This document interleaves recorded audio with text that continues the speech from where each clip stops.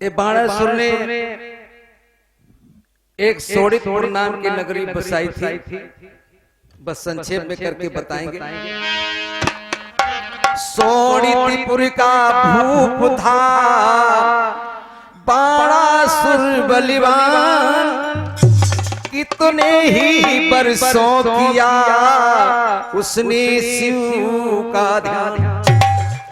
बाणासुर भाई यही के रहने वाला जो बाणासुर ने सोडितपुर नाम की एक नगरी बसाई थी, जिसका शिव पुराण में वर्णन आया गोमती के तट पर, जो आज भी शिवपुरी नाम से जानी जाती है। रण क्षेत्र है। बाना गांव तो भैया यही पड़ोस में ही मालूम होता है। यही रावण ये सोडितपुर जहां का बाणासुर रहने वाला। तो हम भगवान शिव जी का पुजारी, शिव जी के ध्यान में लीन रहता था। इसने भगवान शंकर की तपस्या करके 1000 भुजाओं का बल प्राप्त किया। तो भैया बल पा करके इतना बलवान हो गया, किसी को समझता नहीं था। बड़े बड़े पर्वतों को चुटकियों में मसल देता था। पर्वतों से वृक्षों को तो धक्का दे करके पलट देता था। सभी उसके बल के आगे कमजोर पड़ने लगे। अब उसके हाथों की खुजलान बढ़ती गई, कोई लड़ने वाला नहीं मिला। भगवान शिव जी को ध्यान किया और इसने भगवान शिव जी को जो सोडितपुर नाम की नगरी बसाई, जहां पर भगवान शिव जी को इसने प्रार्थना करके रोका। तो बंधुओं, प्रसन्नता के लिए भगवान शिव जी को ध्यान करके कहा, या तो हमें कोई मेरे लड़ने वाला तैयार करो, बतलाओ, या मेरे हाथों की खुजलान नहीं मिट रही है तो आप ही लड़ने के लिए तैयार हो जाओ। तो भगवान शिव जी ने बतलाया कि देखो, जिसको मैंने वरदान दे करके इतना बलवान बतलाया है, बनाया है, बस मेरा इतना ही वरदान है। एक मैं ध्वजा तुम्हें दे रहा हूं, ये ले जाओ द्वार पे फहराना, और जब ये ध्वजा झुक जाए तो समझ लेना कि हमें कोई लड़ने वाला तैयार हो गया। इधर बंधुओं, बाणासुर की पुत्री उषा ये विद्या प्राप्त कर रही थी भगवान शिव जी के पास में। मेरी नगरी मेरी सेना, मेरे कुल के अधिनायक,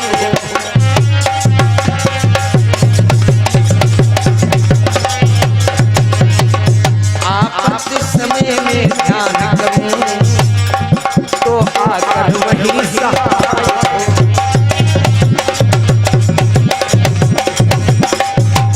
बाणासुर ने जब भगवान ने बतलाया कि लड़ने वाला तैयार हो जाएगा जिस दिन तुम्हारी ध्वजा झुक जाएगी, तो इसने प्रभु से कहा कि आप मेरे जो कुछ हो आप हो, संकट पर मैं आपका ध्यान करूं तो आप उपस्थित होंगे। भगवान शिव जी ने एवं मस्त कह दिया। तो बंधुओं, ये समय धीरे धीरे व्यतीत होने लगा। एक दिन का जिक्र है, मां नंदिनी श्रृंगार करती हैं। ये श्रृंगार देख करके, हाँ, ये श्री लाल प्रसाद जी के पुत्र जी, इनके द्वारा समुद्राओं का दान हुआ। बिहार जी मनोरथ पूर्ण करें।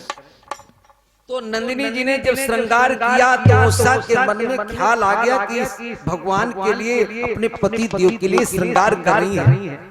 उसे भी पति की याद आई। भगवान शिव जी ने वरदान दिया, जब ये भाव परमात्मा से तो कुछ छुपा रहता नहीं है।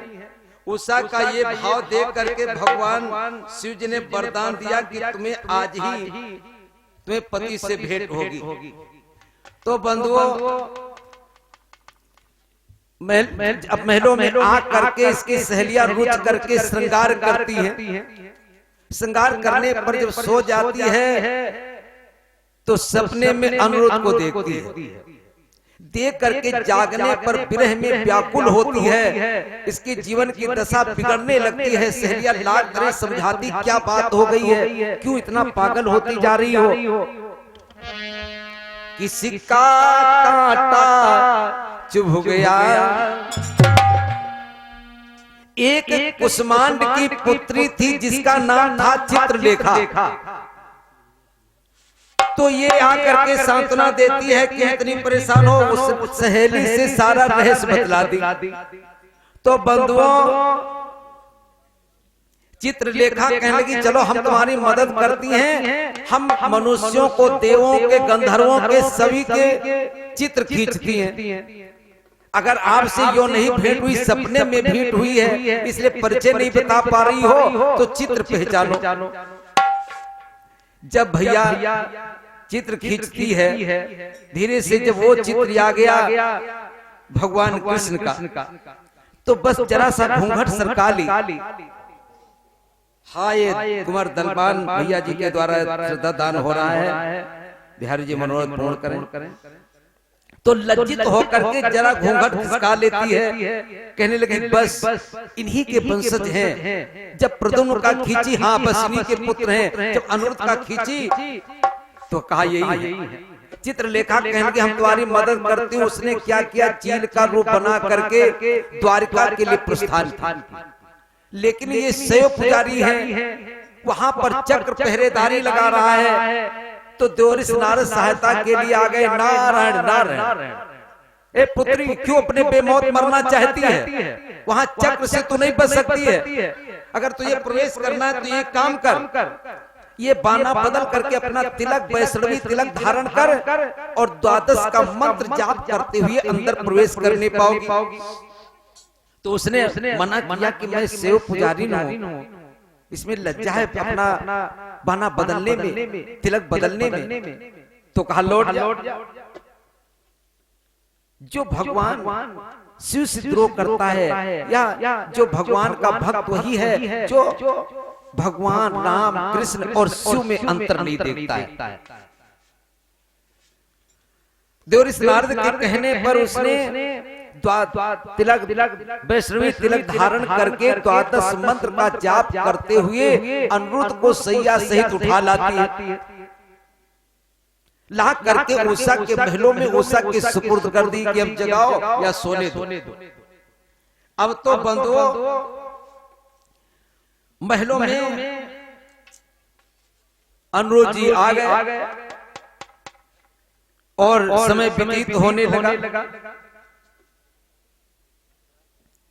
धीरे धीरे गुप्तचरों से भेद खुल गया। बाणासुर ने जब देखा उसकी सुंदरता, तो दिल में तो उसकी चाह हुई कि ये चुनाव बहुत अच्छा हुआ है, मेरा सौभाग्य है, पुत्री के सुयोग पर है। लेकिन इसके बल को आजमाना होगा। मानुष की करीम अकर्मों का आखिर कितने दिन गुमान हो।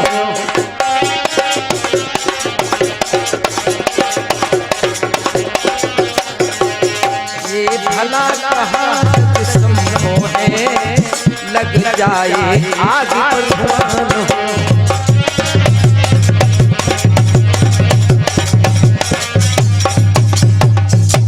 तो बंधुओं कहा उसे नाग फांस में फांस दिया कि भाग करके न जाने पाए। उस समय अनिरुद्ध सो रहा था, उसने सोच लिया कि वीर का ये धर्म नहीं कि सोते हुए नार को छेड़े। चलो जागेगा, लेकिन नाग फांस से बांध दिया कि निकल करके बच करके जाने न पाए। अनिरुद्ध के पास भी बहुत विद्याएं थी। देवऋषि नारद का स्मरण किया। देवऋषि नारद ने जा करके द्वारिका में ये संदेश बतला दिया। यहाँ सब अनिरुद्ध के बिना सब त्राही त्राही मची हुई थी। तो समाचार पा करके सेनाएं तैयार होती हैं और या करके बाणासुर से संग्राम के लिए। जब भैया बाणासुर अपने बल पराक्रम से लाचार पड़ता है तो भगवान शिव जी को ध्यान करता है।